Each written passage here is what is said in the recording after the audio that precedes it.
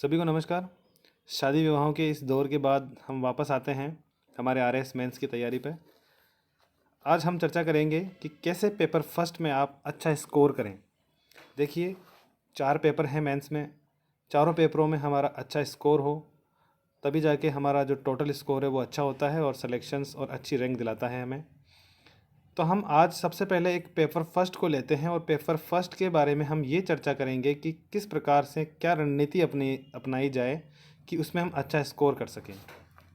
मैंने अपने paper first में 110 मार्क्स स्कोर गेन किया है और उसका जो रीज़न है या जो उसके पीछे कारण रहे वो मैं आपको भी अंत में बताऊंगा कि किस प्रकार मेरे 110 मार्क्स अचीव कर पाया हूं मैं इस पेपर फर्स्ट में। देखिए, सबसे पहले शुरुआत करते हैं हम परिदृश्य कि क्या है पेपर फर्स्ट के अंदर सारी चीज़ें। तो देखिए, 3 पार्ट हैं इसमें। इतिहास की बात करें सबसे पहले तो इतिहास में राजस्थान का इतिहास, भारत और विश्व, इनमें कला संस्कृति भी शामिल है साथ में, और ये 75 मार्क्स का लगभग अपने होता है। इसके बाद अर्थव्यवस्था है। इसके पार्ट ए में भारत की अर्थव्यवस्था, वैश्विक अर्थव्यवस्था और राजस्थान की अर्थव्यवस्था। फिर हमारे पास 3 जो पार्ट हैं वो मेजर पार्ट हैं अकॉर्डिंग टू अपने स्कोर को तैयार करने के लिए कि स्कोर कितना अच्छा हम कर पाते हैं, वो यही सब्जेक्ट डिसाइड कर रहे हैं आजकल। क्यों? क्योंकि ये छोटे सब्जेक्ट हैं, कम क्वेश्चंस आते हैं और 20-20 नंबर के 3 पार्ट लगभग 60 नंबर हमारे को दे के जाते हैं यदि हम इनकी थोड़ी सी अच्छे से तैयारी कर लेते हैं। ठीक है, तो हम चलते हैं, अब एक एक चीज़ को लेते हैं। सबसे पहले इतिहास की बात करते हैं। कुछ मुख्य बिंदु हैं जो मैंने तैयार किए हैं आप लोगों के लिए कि किस प्रकार से हमें इतिहास को तैयार करना है। देखिए, हिस्ट्री एक बड़ा सब्जेक्ट है, तो आप जो सिलेबस में हमें बिंदुवार जो लिखे हुए हैं टॉपिक्स कि ये टॉपिक है कला, साहित्य, लोक संगीत, लोक नृत्य, प्रभाव, कारण, जो भी हैं उनके टॉपिक वाइज आप शॉर्ट नोट्स बनाएं। शॉर्ट नोट्स बनाने का फ़ायदा ये होगा कि आप उनको टाइमली आप रिवाइज कर पाओगे, चीज़ें कंपेरेटिवली आप समझ पाओगे कि कौन सी चीज़ कहाँ पर है और कौन सी चीज़ किस जगह लिखनी है और किस प्रकार लिखनी है। पूरा ओवरव्यू आपके माइंड में होता है। हम एक वीडियो इस बारे में बनाएंगे कि किस प्रकार आपको शॉर्ट नोट्स बनाने हैं। ठीक है, तो इन्हें बार बार रिवाइज करते रहो। शॉर्ट नोट्स बनाने हैं आपको टॉपिक वाइज। जैसे मैं एग्जांपल दूं आपको कि आपने मौर्य काल पढ़ा, ठीक है, उसके बाद आपने मौर्योत्तर काल पढ़ा, उसके बाद आप गुप्त काल पढ़ रहे हो। अब अपने सिलेबस के अकॉर्डिंग मौर्य काल में जैसे आपने सबसे पहले स्थापत्य कला है और उसकी सांस्कृतिक उपलब्धियां हैं, जो भी वहाँ की कला संस्कृति से संबंधित मुद्दे हैं वो आपने एक जगह लिख लिए सारे कि से संबंधित सारी चीज़ें थी वो आ गई आपके। इसके बाद में आपके उसके लेख आ गए, उसके स्तंभ आ गए, उसकी लोक कला आ गई। अजंता एलोरा की गुफाएं वो अब जैसे गुप्त काल में है तो वहाँ पर आपने उनको ले लिया। मौर्योत्तर काल आया तो मौर्योत्तर काल में किस राजा ने क्या क्या किया, वो सारी चीज़ें आपने मोटी मोटी चीज़ें जो उन्होंने एक ऐतिहासिक और सांस्कृतिक उपलब्धि के रूप में की है वो आप नोट कर लीजिए। मूर्तिकला में क्या किया है ना। तो इस तरह से आप उनको कंपेरेटिव स्टडी कर सकते हो। पाठ्यक्रम में इतिहास के में आपको पाठ्यक्रम के अनुसार ही मैटर तैयार करना है, जैसे मैंने बताया अभी सिलेबस देख के मैं और उसको एलोबरेट कर दूंगा। उत्तर जब आप लिखें इतिहास में तो आप कम शब्दों में अधिक जानकारी देने का प्रयास करें, क्योंकि कोई कहानी हमें नहीं लिखनी है, ना ही हमारे पास स्पेस होता है इतना कि हम किसी कहानी को यहाँ पर फिट कर दें। तो हमें जितना पूछा जाए उसके अकॉर्डिंग अपने आंसर्स को सेट करना है और उसी में आपको ज़्यादा से ज़्यादा आपको मैटर देने का प्रयास करना है। जैसे आपसे पूछा जाए कि अशोक के संबंध में आपको जो ऐतिहासिक जो सांस्कृतिक जो उनकी उपलब्धियां हैं अशोक के समय की मौर्य काल में, वो आप उन पर आप एक प्रकाश डालिए।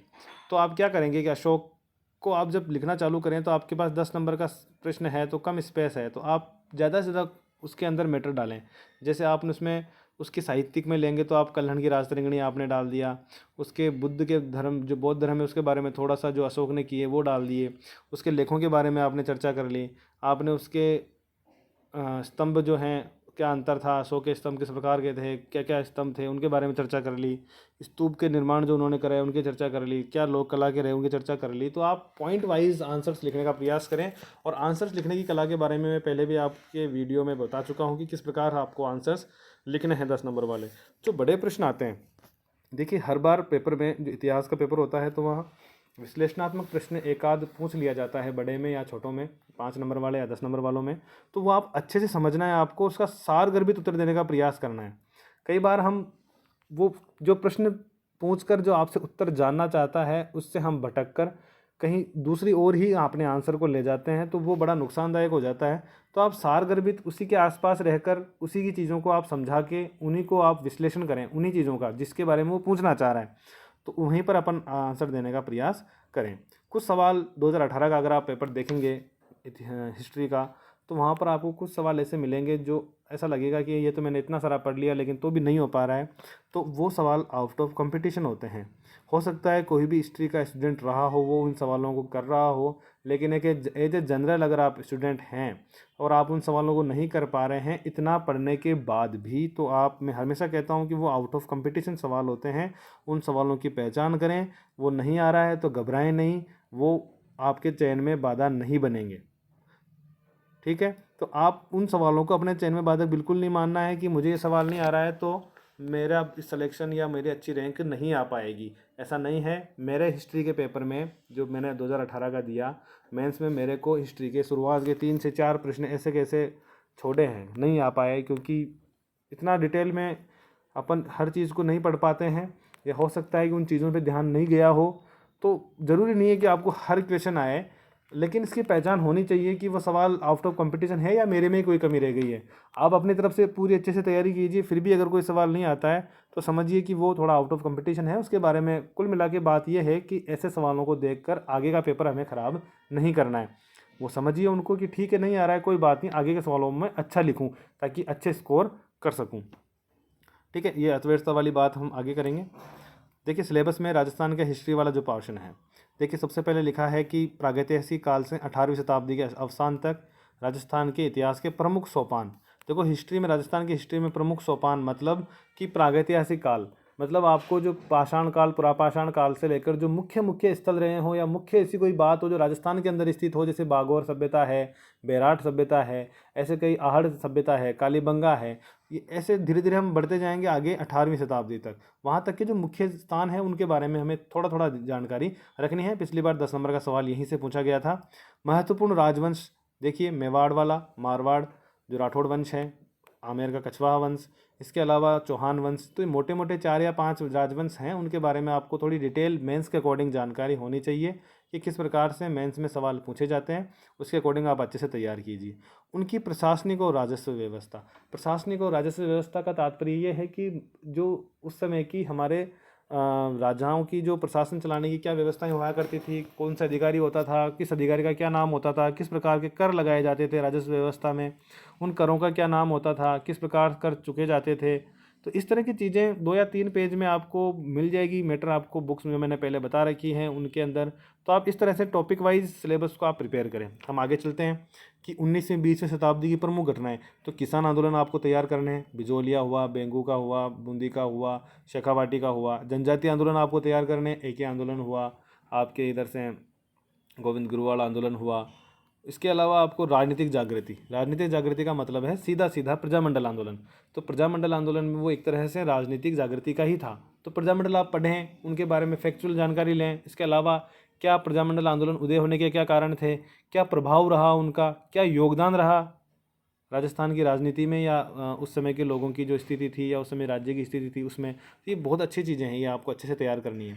स्वतंत्रता संग्राम 1857 आप अच्छे से तैयार करके जाएं, क्या कारण रहे और क्या प्रभाव रहे और क्या मुख्य बातें उसमें बीच में रही। एकीकरण, बिल्कुल 7 चरण आपको तैयार करने हैं। क्या समस्याएं आई, कौन सा चरण किस तरह संपन्न हुआ, कौन सी समितियां बनी, और कुछ और चीज़ें मेंस के अकॉर्डिंग आपको क्वेश्चंस मिल जाएं तो वो भी आप तैयार कीजिए। उसके बाद कला संस्कृति की बात आती है। तो कला संस्कृति में आप देखिए, इनमें छोटे प्रश्न अधिकतर पूछे जाते हैं। हस्तशिल्प में कोई आपको एक शिल्प दे दी 2 नंबर में, वास्तुशिल्प है, जैसे पिछली बार मौलेला की पूछी थी, हस्तशिल्प में मौलेला की मृण मूर्तियाँ हैं। तो इस तरह से आपको मेले हैं, पर्व हैं, 2-2 नंबर में आपसे पूछ लें। लोक संगीत है, लोक नृत्य है, तो ये 2 नंबर में पूछ सकता है। और इनका महत्व, राजस्थान की संस्कृति में योगदान, भूमिका, इस तरह के प्रश्न पूछे जा सकते हैं बड़े भी। लोक संगीत और लोक नृत्यों की क्या संस्कृति में हमारी क्या पहचान है, क्या विशेषताएं हैं उनकी, क्या योगदान है उनका। वैसे ही आप राजस्थान की बोलियां और राजस्थान की कृतियां, महत्वपूर्ण कृतियां 2 नंबर में पूछी जा सकती है आपसे। बोलियों के बारे में 2 नंबर से पूछा जा सकता है। संत, लोक देवता और महत्वपूर्ण विभूतियाँ, सेम चीज़। एक इंडिविजुअल संत भी आपसे पूछा जा सकता है, लोक देवता मोटे मोटे जो हैं वो पूछे जा सकते हैं। लेकिन इनके साथ ही लोक संत हैं, लोक देवता हैं, तो उनका क्या योगदान रहा है, किस प्रकार हमें वो शिक्षा प्रदान कर रहे हैं, है ना। तो इस तरह की चीज़ें हमें तैयार करनी है। चलिए हम नेक्स्ट चलते हैं, भारतीय इतिहास और संस्कृति की बात करते हैं। देखिए इसमें आपके 2-3 पार्ट हैं, एंशियंट, मिडाइवल और ये मॉडर्न। तो एंशंट और मिडाइवल में देखिए आप ध्यान से पढ़ेंगे तो सिंधु सभ्यता से लेकर ब्रिटिश काल तक के भारत की ललित कलाएं, केवल आपके कला, वास्तु और साहित्य, ये 3 चीज़ें हैं। बीच की घटनाएं, मुख्य घटनाएं आप ध्यान रखें, पर फालतू ज़्यादा हर युद्ध के बारे में जानकारी करना, राजाओं के बेटों का नाम क्या था, पिता का नाम क्या था और कौन सा युद्ध लड़ा, इतनी ज़्यादा जानकारी हमें रखने की आवश्यकता यहाँ पर नहीं है। हमें मेनली धरोहर पर फोकस करना है। तो आप इसे इस तरह तैयार कीजिए, जैसे मैंने बताया कि आप सबसे पहले ले लीजिए कि सिंधु घाटी सभ्यता की उस समय की क्या प्रशासनिक व्यवस्था थी, किस तरह क्या क्या वहाँ की जो स्थापत्य कला क्या थी, किस प्रकार से नगर बसाए जाते थे, वहाँ की मूर्ति कला के बारे में, वहाँ की साहित्य के बारे में, कुछ साहित्य वहाँ से मिला जो पढ़ा नहीं गया, लिपियों के बारे में जानकारी हो आपको।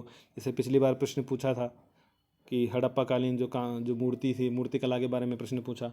उसके बाद आप मौर्य काल के बारे में लिख लिया आपने सारा, कि स्थापत्य कला, संगीत कला, वहाँ की अपनी जो साहित्य हैं उनके बारे में। फिर मौर्योत्तर पे आ गए, फिर गुप्त काल में आ गए, गुप्तकालीन साहित्य बड़ा अच्छा है।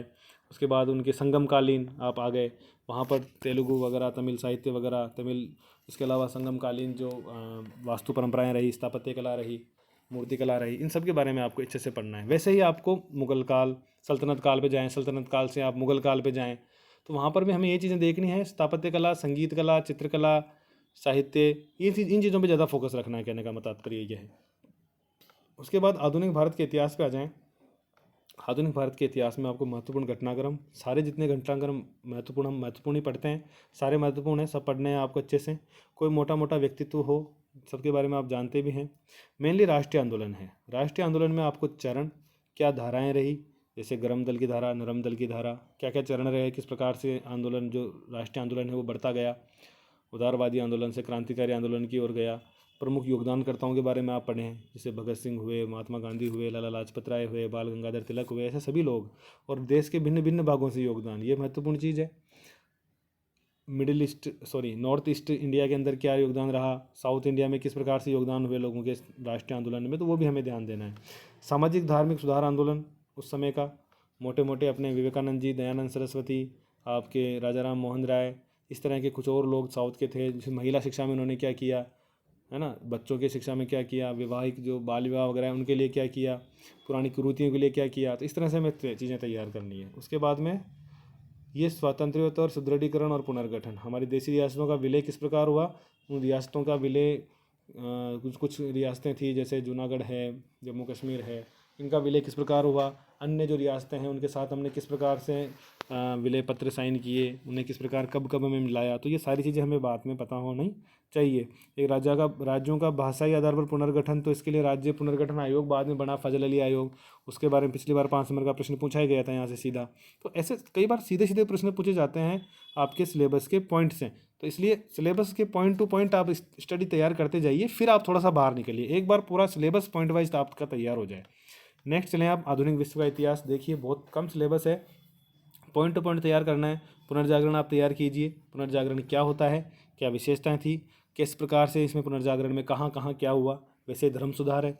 उसके बाद प्रबोधन है, क्या है प्रबोधन, किस प्रकार हुआ, कहाँ कहाँ हुआ। औद्योगिक क्रांति है, क्या औद्योगिक क्रांति है, कुछ मेजर जो बीच में आते हैं फैक्ट्स वो आप ध्यान में रखिए। साम्राज्यवाद क्या है, एशिया और अफ्रीका में किस प्रकार साम्राज्यवाद और उपनिवेशवाद की स्थापना हुई, किस प्रकार कौन कौन से एरिया पर किन किन लोगों ने किया, क्या कारण रहे, क्या प्रभाव रहे, ये सब चीज़ें प्रबोधन है। प्रबोधन के क्या प्रभाव रहे, क्या कारण रहे। विश्व युद्धों का प्रभाव, केवल विश्व युद्धों का प्रभाव है फर्स्ट वर्ल्ड वार और सेकंड वर्ल्ड वार। आपको मुख्य मुख्य प्रभाव ढंग से पढ़ने हैं, लेकिन थोड़े से जानकारी आप कारणों की भी रखें, ताकि आप जब आंसर लिखें 10 नंबर का आंसर, तो आप कारण अच्छे से लिख पाएंगे वहाँ पर 2 या 3 लाइन के अंदर, तो थोड़ा सा आंसर अपना इफेक्टिव हो जाता है। अब बात करते हैं अर्थव्यवस्था की। देखिए अर्थव्यवस्था के अंदर आपको, जैसे मैंने पहले बात की, आप पॉइंट वाइज सिलेबस के अकॉर्डिंग शॉर्ट नोट्स बनाएं, रिवाइज करो। ये हर बार मैं कहता हूँ, आपको हमेशा ध्यान रखना है इस बात का। अब आप देखो अर्थव्यवस्था के जो प्रश्न हैं उनके अंदर आप जब तक करंट अफेयर्स का पुट ना डालेंगे तो आपको अच्छे मार्क्स नहीं मिल पाएंगे, क्योंकि इकोनॉमिक्स का लगभग 70-80% जो पोर्शन या क्वेश्चंस आते हैं वो ऐसे होते हैं जहाँ पर कहीं ना कहीं करंट अफेयर्स का टच जरूर होता है प्रश्न बनाने वाले के दिमाग में, तो वो आपके दिमाग में भी होना चाहिए और उससे वो आंसर में भी चाहिए तो आप करंट अफेयर्स का यूज़ कीजिए यहाँ पर आंसर्स के अंदर। विश्लेषणात्मक प्रश्नों में आप निष्कर्ष का अपना विशेष महत्व है। देखिए, आप जब इकोनॉमिक्स के क्वेश्चंस करते हैं, कई बार किसी पॉलिसी पे किसी ने उसने द्वंद्व करवा लिया या कोई आलोचना वगैरह करा ली, तो आपके क्या विचार रहते हैं वो आप अपने निष्कर्ष में सामने लेके आते हैं। तो वहाँ निष्कर्ष बिल्कुल संतुलित होना चाहिए, बैलेंस होना चाहिए, एंटी गवर्नमेंट ना हो बिल्कुल भी। आप अपने सुझाव के तौर पर अपने विचार रखने हैं, आपको एंटी गवर्नमेंट बिल्कुल नहीं होना है। ठीक है। राजस्थान का जो आर्थिक अर्थव्यवस्था है उसके लिए आप कंप्लीट आर्थिक समीक्षा ढंग से पढ़ के जाएं। टॉपिक वाइज आप सिलेबस अकॉर्डिंग आप अच्छे से उसे तैयार करें। कुछ विशेष परंपरागत प्रश्नों के उत्तर होते हैं, वो बार बार आप लिखें, बार बार लिखते रहें, हर बार उसको अच्छे से अच्छा करने का प्रयास कीजिए। आप जब टेस्ट सीरीज दे रहे होंगे तो 4-5 बार वो प्रश्न रिपीट हो जाएगा, तो ये नहीं सोचना है कि ये प्रश्न मैं पिछली बार लिख चुका तो इस बार नहीं लिखता हूँ, ऐसा नहीं करना है।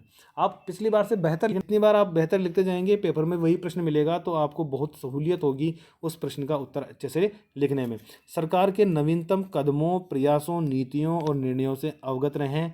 जो कि मैं बात कर रहा था करंट अफेयर्स की, कई बार प्रश्न यहाँ से बन जाते हैं या आपके किसी भी प्रश्न के उत्तर लिखने में ये काफ़ी हेल्पफुल होता है। आपको कई बार लगेगा कि प्रश्न ऐसा आया है जो सिलेबस में तो है नहीं, ऐसा सिलेबस में क्लेरिफाई तो, लेकिन बन गया है, तो वहाँ पर आपकी इन सरकार के जो भी आप जानकारी में रहोगे, जो करंट अफेयर्स की जानकारी है, गवर्नमेंट क्या चाह रही है, क्या करना चाह रही है, मेनली जो अर्थव्यवस्था है, जैसे 5 ट्रिलियन इकोनॉमी की हम बनाने की बात करते हैं, तो उसके क्या हम क्यों चाह रहे हैं, क्या हमारी वास्तविक स्थिति है, क्या हमारे इसमें हम क्या नया करना चाहिए, सरकार क्या सोच रही है, और आपकी तरफ से और क्या सुझाव हो सकते हैं जो ऐसा करें तो हम अच्छे से कर पाएँ। तो इस तरह के पूरी दिमाग हमारी जो थिंकिंग है वो डेवलप होनी चाहिए। आंसर्स आपके मल्टी डायमेंशनल होने चाहिए ताकि अच्छे से हम जो सारे पक्ष हैं उत्तर के वो सारे बता सकें। किसी एक पक्ष को लेके ना बैठे रहें। कोई स्कीम भी है तो आप उसके अच्छे पक्ष बताएं। किसी ने कोई योजना लेके आया है, कोई स्टेट या हमारा स्टेट या सेंटर से, तो उसके अच्छे पक्ष बताएं। कुछ सुधार की संभावना है तो आप उसे अपने अलग पक्ष में रखिए। तो इसलिए आंसर हमारा मल्टी डायमेंशनल होना चाहिए। नेक्स्ट, अर्थशास्त्र की जो अर्थव्यवस्था है उसका सिलेबस की बात करें। देखिए, तीनों सेक्टर्स को आप अच्छे से पकड़ना है। वर्तमान स्थिति क्या है इनकी, इकोनॉमिक सर्वे से मिल जाएगी, और उसमें क्या योगदान है, क्या रोजगार की स्थिति है, वर्तमान में क्या समस्याएं हैं, सारी चीज़ें आ जाएगी।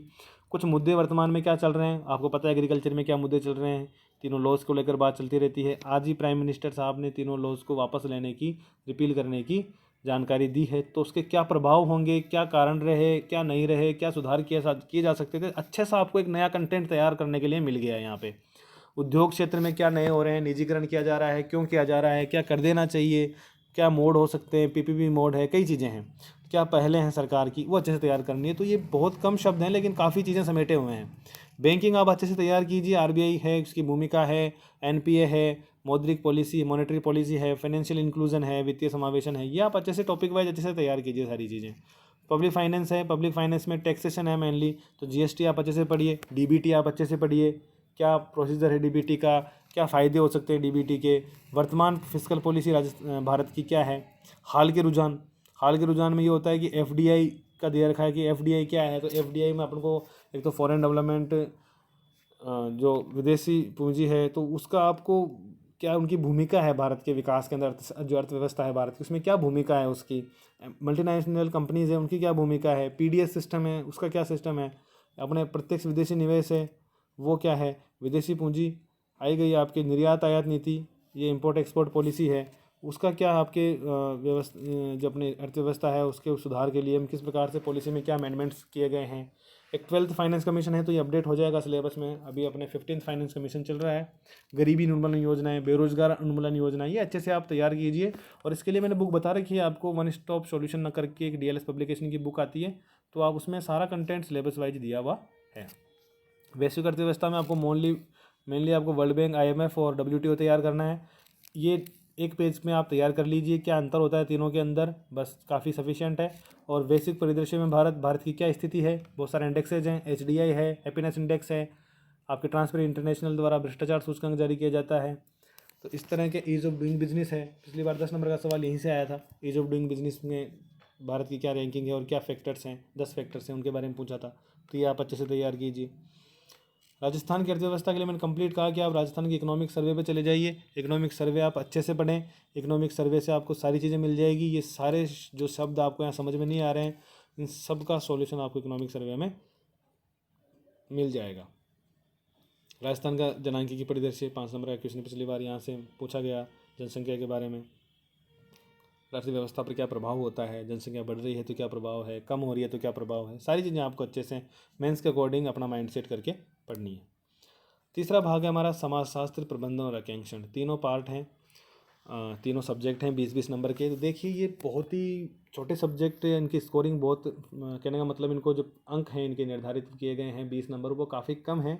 हमें इन्हीं के अकॉर्डिंग हमें पढ़ना है कि कम अंक हैं तो हमें ज़्यादा डिटेल के अंदर स्टडी नहीं करनी है। जितना पूछा जाए, जितना सिलेबस में लिखा है उसके अकॉर्डिंग उसके इर्द गिर्द हमें पढ़ाई करनी है। इसके बारे में ज़्यादा पीएचडी नहीं करनी है इस सब्जेक्ट की, क्योंकि बहुत बड़े सब्जेक्ट हैं तीनों अपने आप में।